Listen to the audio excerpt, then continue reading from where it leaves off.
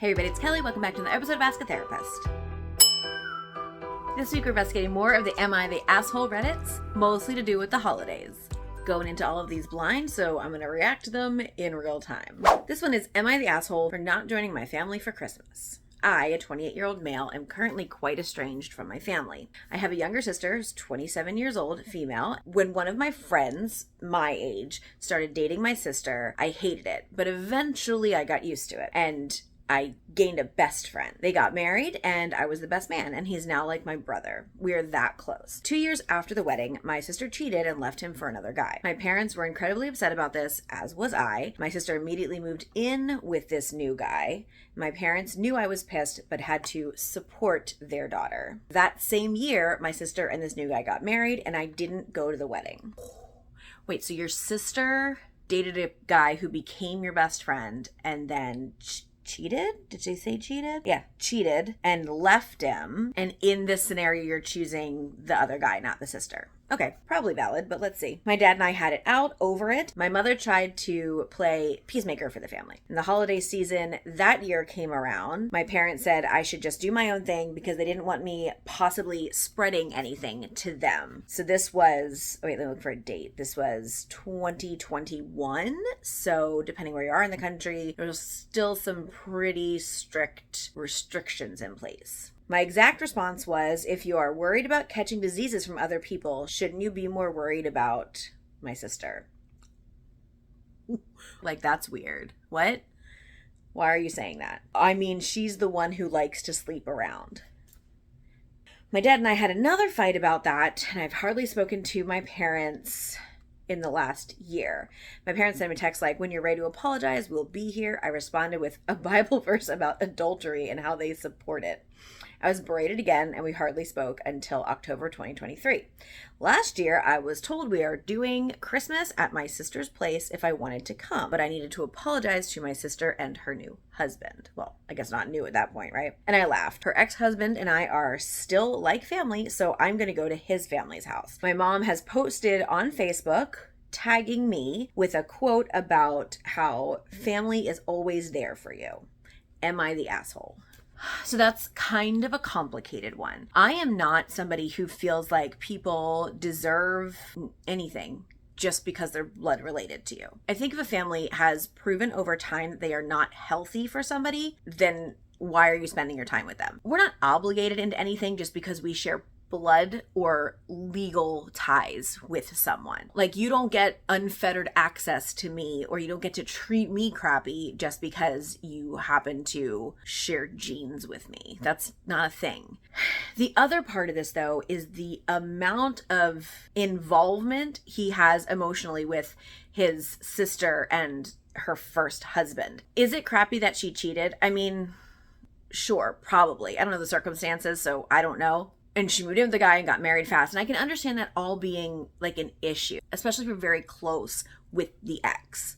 However, there's a super weird culture in this country of, I need to stand by someone and protect them. Like, you don't need to protect your friends from something. If your friend is going to date somebody toxic, or your friend is going to do something that's not a great decision for them, sure, call their attention to it, be like, are you sure about this? And then butt out. You don't need to pick up the pieces for them if it's something they habitually do, and then you have to go and like clean up.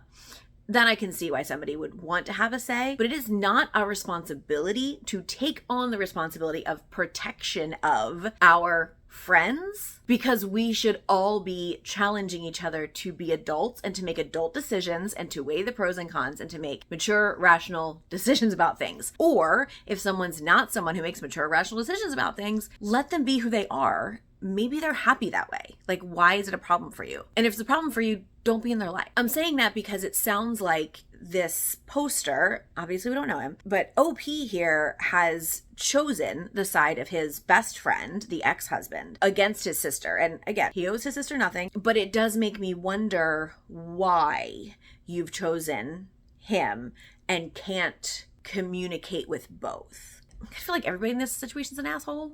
you're all kind of assholes. And I think that's where that one stays. Okay, number 2. Am I the asshole for canceling Christmas? I'm excited about this one. I'm a woman in my 40s. My husband and I have been hosting Christmas for a few years. There's a lot of mental illness on both sides of our family, so we're pretty low contact, but we host because none of the other family members can fit the whole family in their home. So every year we spend a week while still working full time because neither of us can afford to take any time off, cleaning the house, getting ready, and buying groceries for the Christmas meal. Every year we get no help. My mother used to cook, but started refusing during COVID because she had cooked enough for 20 plus years of Christmas and she's done. They brought some small platters once and the in-laws brought turkey, but nobody else in the family likes turkey. So they just sat there and sulked the whole time that they were the only ones eating it. When I hear about adults sulking, I legitimately picture full-grown adults sitting at a table going, someone will complain about the food every time there's not enough or there's too much, and I don't like this, or why didn't we get this? Why do they have to bring their own drinks? So on and so on. The children only eat mac and cheese or chicken nuggets and refuse to eat or throw a fit if we don't have any, so we have to make those too. I have to entertain the children because everyone else just ignores them. We end up broke with our house trash and our children miserable and throwing tantrums because the others are too. It's all around not a fun experience. So my husband is over it. He's refusing to host this year. He doesn't even want to go out or visit anyone on the day. He just wants to have dinner here with us and our kids. I'm pretty much in agreement. Yeah, I mean, that sounds kind of miserable. But the parents are all guilting us and complaining that no one will help clean their house or cook, so they can't have it at their house. That's so weird, because if you're not helping them cook or clean, then how is that any different? But okay, I said they can have Christmas wherever they like, but we would like a year off of having to do any work or going anywhere. And they're telling us that we are assholes because Christmas is about family and I shouldn't let other people's negative attitudes get in the way of having a nice time with family. What other people, like your husband, like your partner, you should probably care about their opinion and their moods. I should ignore the complaints and just suck it up for the sake of the kids who don't enjoy it anyway, and family time. It's only once a year and I should rise above my own resentments. So am I the asshole for not wanting to do it this year? No. So there's a lot here about that obligation to family, and just because we're family, we have to spend that time together, which is crap. Like, you do not have to put up with crappy treatment just because someone's related to you. The problem here is there's so many other ways this could have gone before it got to the point where we're not going to do it. Like, if you were doing it because you legitimately felt like you got something from it, there were ways to sort of head this off before it got this bad. And you didn't, so that kind of sucks, because this was your only option then, was to put a hard stop on it. You could have made it a potluck. Everybody brings something that feeds X number of people, or like these people bring the main dish and these people bring the sides and this person brings the dessert, and like spread it out. And if somebody didn't bring it, that's on them. You know, if somebody has special requests for their kids' food, they can bring that. There's so many ways to divide the labor, and it sounds like this couple has done what so many couples do. They take on the pressure, and then they snap, and no one else understands why, because for so long they haven't stood up for themselves, and for so long they haven't told anyone how they're feeling. So when it breaks, it breaks. However, they have the right to break it. It's their house, it's their opinions, it's their money that's all going into it. It is unlikely that explaining any of that to your family is going to make a difference. I get that. When we know family members have bad boundaries, we want to have a relationship with them still. Setting up boundaries becomes our responsibility. Actually, people need to set up their own boundaries anyway. There's not a mutual benefit to keeping the boundaries, and so if you have a family that acts like this, they're not going to be invested in keeping that boundary for your betterment. So that's where you have to show up for yourself, and you have to be able to advocate that. To do it when it all has built up and is now at a breaking point pretty much guarantees more dysfunction, because now